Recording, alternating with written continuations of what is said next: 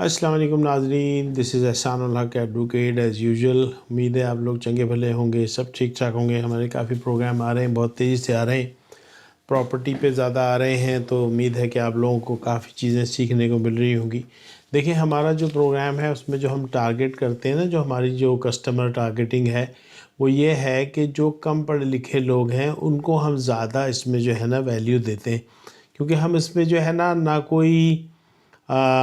इसमें क्या बोलते हैं तदरीसी बात करते हैं, ना कोई हम लॉ की बात करते हैं। हम ये कोशिश करते हैं कि आपको प्रैक्टिकल एक्सपीरियंस के ज़रिए समझा दें। तो लिहाजा हमारा जो प्रैक्टिकल एक्सपीरियंस है उसके हवाले से इंशाल्लाह हम आपको अब बात करेंगे और आपको समझाएंगे, कोशिश करेंगे कि आप बात को समझ लें। आज जो हमारा टॉपिक है उसका नाम है रिडम्पशन डीड। रिडम्पशन डीड के माने होते हैं कि आपने, रिडम्पशन के बेसिक माने हैं छुटकारा, कफ़ारा या रिहाई, ये चीज़ें हैं। अच्छा, अब रिडम्पशन जो होती है वो कहाँ पर होती है, किस लिए ज़रूरी होती है, ये एक सवाल है। तो आप याद रखें कि जब भी हम बैंक से कर्ज़ लेते हैं तो बड़ी रकम जब हम बैंक से वसूल करते हैं ना, तो बड़ी रकम के वसूल के लिए और हुसूल के लिए हमको अपनी जायदाद के कागज़ात रखाने पड़ते हैं।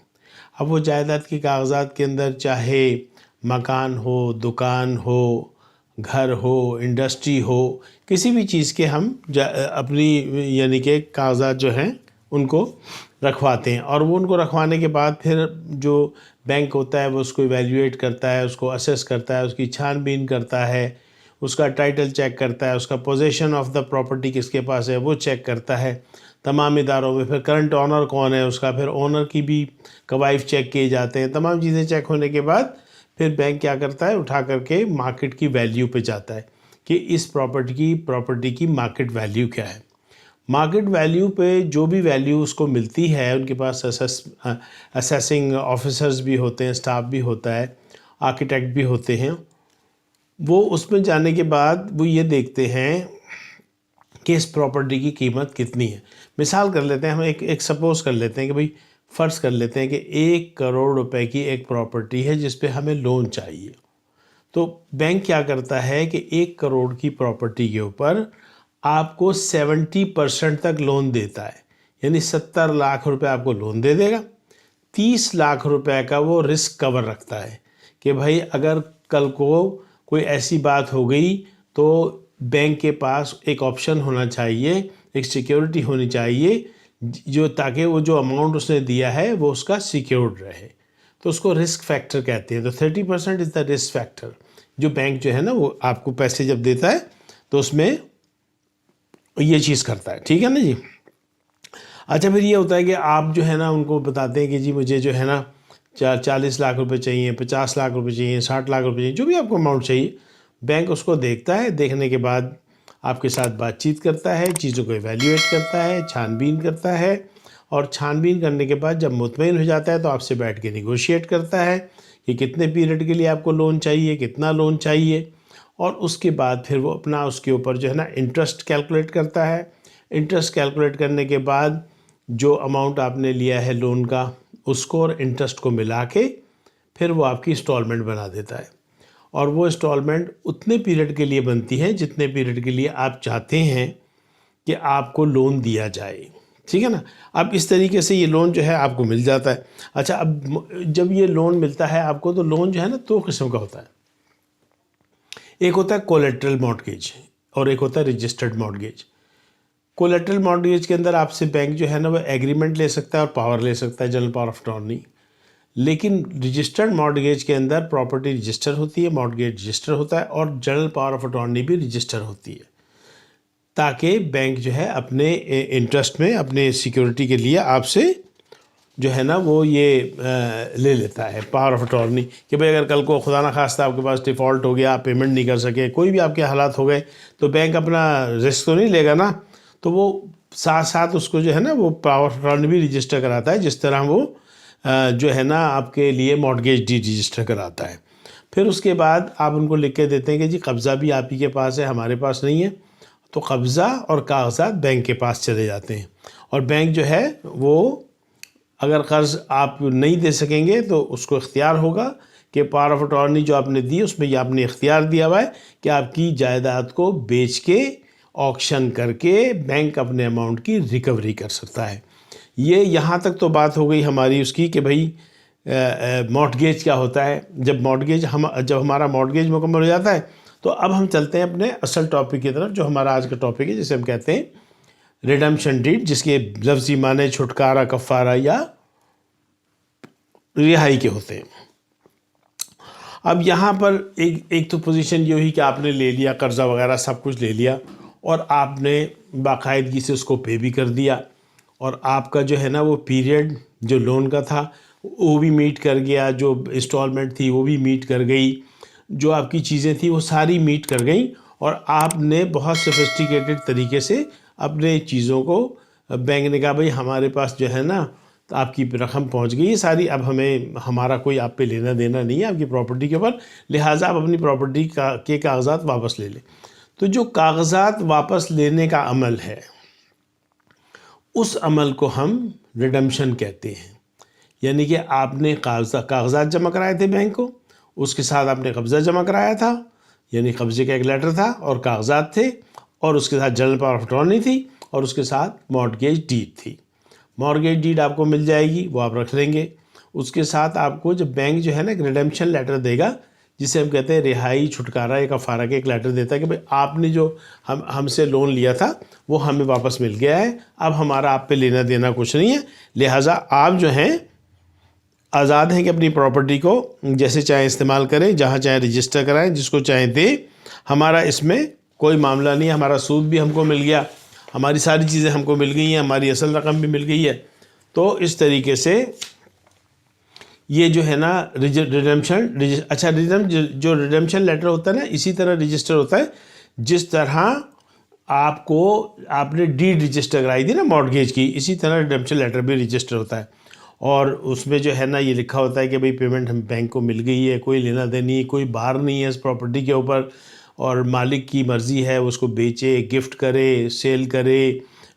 رینٹ پہ دے، جو مرضی کرے، وہ وہاں پر یہ معاملے ختم ہو جاتے ہیں۔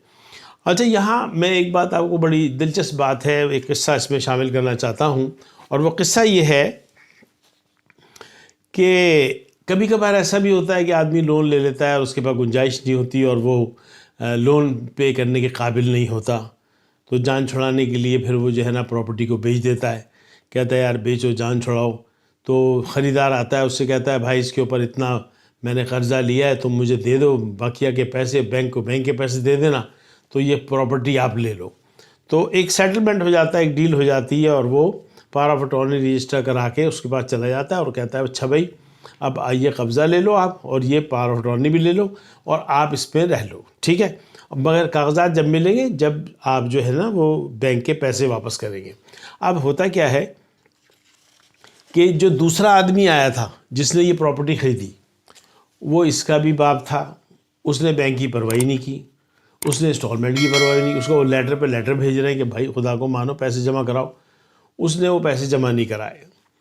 یہ قصہ ہے۔ تو ہوا کیا کہ پھر بعد میں بینک نے کہا کہ بھائی اس کو ذرا فائل کو دیکھو، اس میں ہے کیا، دیکھا تو اس میں ایک گارنٹر کا لیٹر لگا ہوا تھا،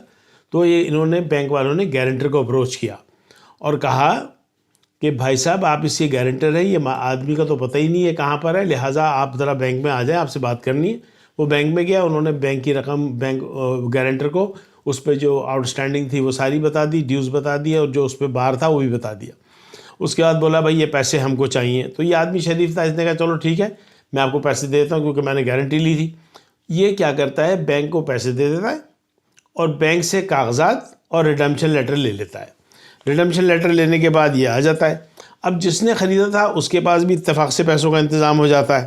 وہ کہتا ہے کہ یار چلتا ہوں میں اور جا کے نا ان کو پیسے دے دیتا ہوں، بینک والوں کو پیسے تو میرے پاس آ ہی گئے۔ اب جب وہ بینک والے کے پاس گیا، کہنے لگا بھائی وہ میں نے پیسے لے آیا ہوں میں، اور آپ جو ہے نا یہ پیسے مجھ سے لے لیں۔ تو بینک والے کہتے ہیں پیسے تو ہمیں مل گئے۔ تو وہ بڑا حیران ہوتا ہے، کہتا ہے آپ کو پیسے کس نے دیے؟ بولا بھائی جس نے مالک کی گارنٹی لی تھی اس نے ہمیں پیسے دے دیے، اور ہم نے کاغذات اور فائل اس کو دے دی ہے، اور ریڈمپشن لیٹر بھی اسی کے نام پہ رجسٹر کرا دیا ہے، کیونکہ ہمیں تو پیسے مل گئے نا، ہمارا تو انٹرسٹ پیسے میں تھا، ہمارے کو پیسے مل گئے، اب جو ہمیں پیسے دے گا ہم اس کے نام پہ رجسٹر کرا دیں گے۔ اب ہوا کیا، کہ وہ اپنے کاغذات لے کے ریڈمپشن لیٹر لے کے گھر چلا گیا، اور جو پرچیزر ہے وہ اس بنگلے میں رہ رہا ہے، اس کے پاس تو کوئی کاغذ ہی نہیں ہے۔ اس نے کیا کیا، جب یہ پوزیشن دیکھی تو اس نے کورٹ میں چلا گیا، اور کورٹ میں جا کے اس نے بولا صاحب دیکھیں یہ مکان میں نے خریدا ہے، اس کے کاغذات میرے پاس ہیں، ایگریمنٹ میرے پاس ہے، جنرل پاور آف اٹارنی میرے پاس ہے، قبضہ میرے پاس ہے، ساری چیزیں میرے پاس ہیں، اور یہ جو صاحب ہیں انہوں نے بینک کے اندر پیمنٹ کر جو ہے نا کاغذات لے لیے۔ تو پھر وہ کورٹ سے استدعا کرتا ہے کہ میرے معاملات کو نمٹایا جائے، بینک کے معاملات کو بھی اور تمام معاملات کو نمٹا کے مجھے جو ہے نا اس مکان کے، اس جائیداد کے اصل کاغذات دلائے جائیں تاکہ میری ملکیت فعال ہو جائے۔ تو بعد ازاں جو ہے نا وہ فیصلہ ہو جاتا ہے اس کے حق میں کہ بھئی ٹھیک ہے یہ مالک ہے کیونکہ اس نے خریدا ہے، قبضہ بھی اسی کے پاس ہے، پاور اٹارنی بھی اسی کے پاس ہے، ایگریمنٹ بھی اسی کے پاس ہے، پوزیشن بھی اسی کے پاس ہے، تو اس کے حق میں فیصلہ ہو جاتا ہے اور کورٹ جو ہے مسئلہ حل کر دیتی ہے اور خریدار کے حق میں فیصلہ کر دیتی ہے۔ اب یہاں یہ بات سمجھنے کی ہے جو بہت ہی زیادہ ضروری ہے کہ مالک بھی ریڈمپشن ڈیڈ لے سکتا ہے، خریدار بھی ریڈمپشن ڈیڈ لے سکتا ہے، اور گارنٹر بھی ریڈمپشن ڈیڈ لے سکتا ہے۔ تو یہ تین آدمیوں کا یہاں پر انوالومنٹ ہے۔ یہ بات سمجھنے والی ہے، پوری بات کا جسٹ جو ہے نا وہ یہ ہے، جسٹ جو ہے وہ یہ ہے کہ تین آدمی میں سے کوئی بھی آدمی جا کے ریڈمپشن لیٹر لے سکتا ہے، جس میں مالک ہمسیلف لے سکتا ہے، خریدار لے سکتا ہے، اور یا پھر گارنٹر لے سکتا ہے۔ تو لہٰذا ہمیں اپنے معاملات کو سیدھے طریقے سے رکھنا چاہیے تاکہ ہمیں آنے والے وقت میں پریشانی نہ ہو۔ آج کے لیے اتنا ہی، بہت شکریہ۔ بات پسند آئے، چینل پسند آئے تو سبسکرائب کیجیے گا، آگے بڑھائیے گا، کار خیر ہے، آپ بھی اس میں حصہ ڈالیں۔ السلام علیکم ورحمۃ اللہ وبرکاتہ۔